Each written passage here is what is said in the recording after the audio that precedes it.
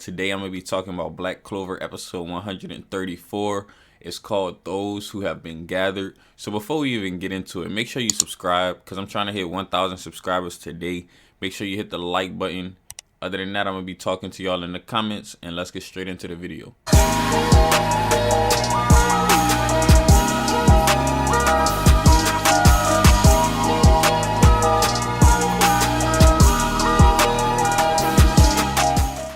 So this episode was another filler episode, and for those of you who don't know, we're probably going to be getting a lot of filler episodes soon coming up, so I just want y'all to be aware of that. So episode 134.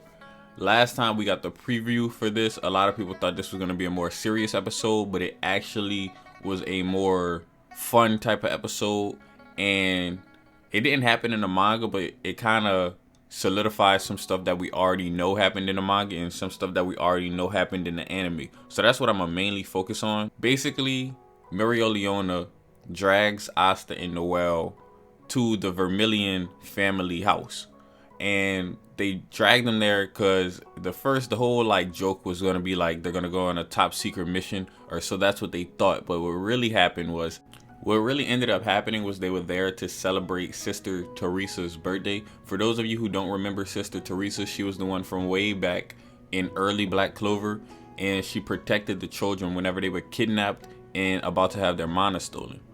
So she pretty much trained Fugelian and Mereoleona. As far as training Mereoleona, I don't know if you call it training, because we all know Mereoleona was very overpowered.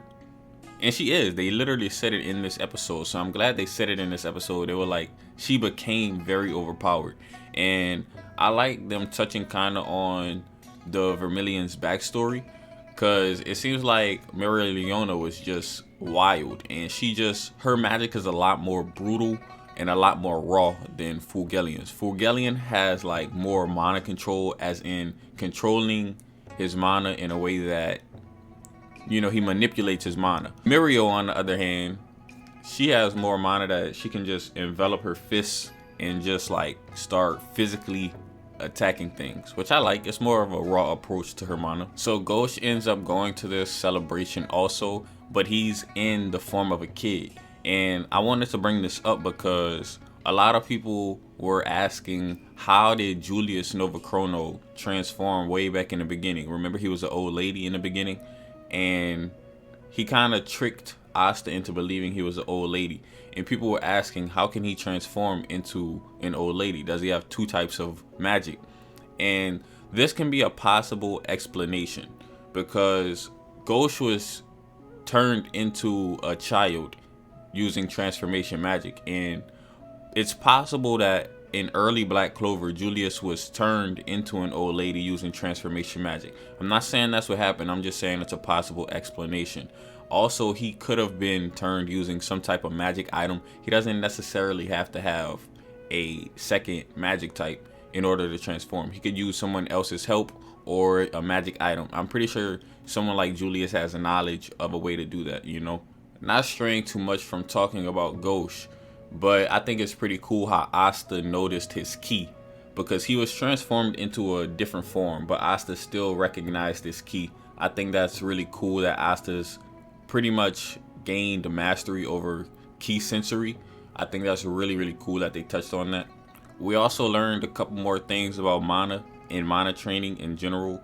So it seems as though whenever mages are kids, they can't overuse their mana, as in they can't overtrain, or it's gonna stunt their growth and potential mana capabilities. I don't know if they're ever gonna touch on that again, but it's just something to note, because overtraining can stunt your magical abilities in the future.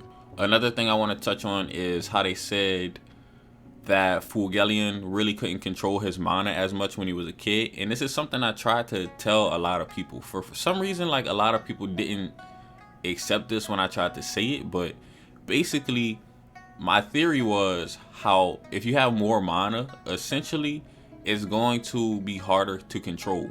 And that's why it was hard for Noelle to control her mana. But people were telling me that that wasn't true. But this episode kind of solidifies that, because you can see as she's explaining that Fulgelian couldn't control his mana, Noelle is listening very intently.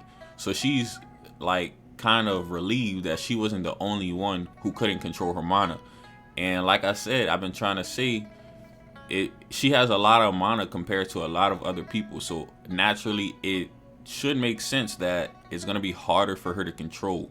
At the end of the episode, the siblings started fighting. So Mimosa started fighting with her sibling, and Fulgelian started fighting with his sibling, and they pretty much start fighting full force with magic. Like, they're not like completely going 100% all out, but they're going out enough to the fact that they can possibly destroy the Vermilion house.